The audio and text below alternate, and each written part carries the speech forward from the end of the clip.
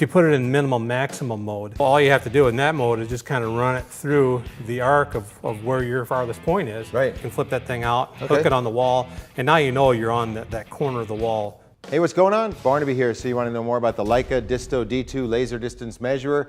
It can shoot out to 197 feet or as close as 2 inches. That'd be the range, plus or minus a 1/16 of an inch as far as the accuracy goes.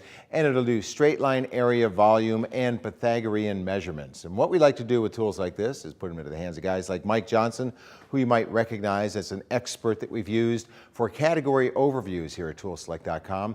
But you're also a highly accomplished worker in the flooring industry, and so for that, we want you to be a tool reviewer now, okay? All right. Talk about your line of work. Fill us in exactly. What do you do? I do estimation and service work for Johnson Carpet.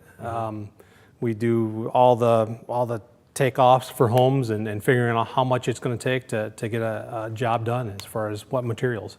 Okay, cool. So what were you measuring up? What sort of project were you Well, doing? you use this for doing takeoffs on the site for floor covering, for tile, for wood floors, stuff like that. Okay, and so you've used laser distance measurers before. I have. Yeah. So performance-wise, how'd this one stack up? This one's fantastic. I mean, they all seem to work pretty well, but a lot of them were a lot bigger, and you're not going to carry those around in your pocket. You got to have a sheath on the side. And, Sure. And so what was exciting about this one was the size of it. Okay. So that was nice. Yeah, and as far as just taking it out of the box, putting the battery in, and then just going for it, was it easy to use? Oh, it's very intuitive. I mean, it's got the little on button, a little arrow on there. You just hit the button, and it's ready to go right now. You hit the button again, and it's going to tell you how far away that point is. So right there, it's very simple to use. Okay, and then it's got the straight line, the area, the volume, and then into the world of Pythagorean theorem, where you can make those measurements to find the hypotenuse as Exactly, exactly. And it's dust resistant, so it's sealed up real nice. You get in a dusty environment, you're not going to get a bunch of dust inside it, messing up the inner workings of it.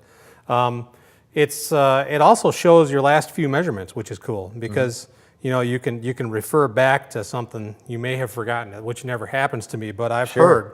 That may happen. You may shoot a couple measurements in a room and forget the first one exactly before How far back can you go? You can, I believe you can go back 10 measures. I think that you can hit the little button here. It'll show you your last 10. And that's cool.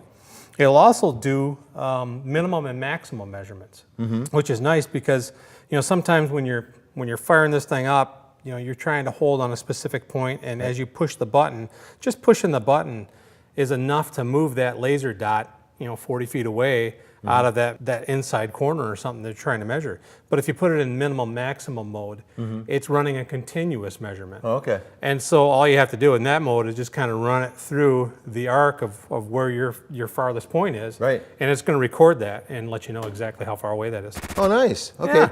Well, let's get into the design of it. I mean, just as far as, we've kind of broached that. What about the readability of the screen? It's very easily readable. And it's got a backlit screen as well. So if you get into darker areas, a lot of the new construction, they don't have the house completely lit. Right. In the phases that we're measuring it in. They may not have closet light bulbs in or closet light switches in. Right. So as you get in the basement or in the back parts of the house or in the interiors, you may run out of light. When you hit the little light button on there, you can still keep doing your job. Okay, look at that. It stands up all on its own. It's a kickstand. Yeah, so that's just for the nice still measurement from floor to ceiling, and it factors in the length of the tool? Yep. That's actually, you can grab a corner of a wall that way too. So if you're measuring from the back of the unit, you don't have to guess, I think that's at the edge of the wall. You can flip that thing out, hook it on the wall, and now you know you're on that corner of the wall measuring further down.